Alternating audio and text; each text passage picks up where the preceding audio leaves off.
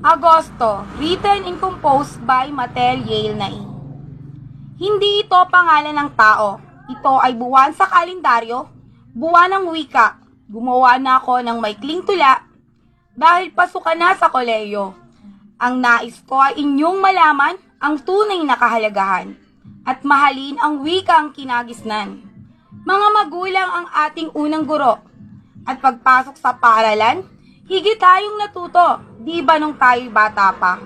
May paligsahan sa ating eskwelahan tungkol sa buwan ng wika.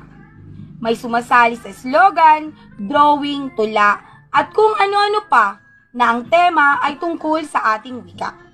Mahalin at pahalagahan natin ang ating wika. Wika ang ating kinagisnan, ipagmalaki at ipagpugay. Ipagmalaki at ipagpugay, wika ang ating kinagisnan. Thank you!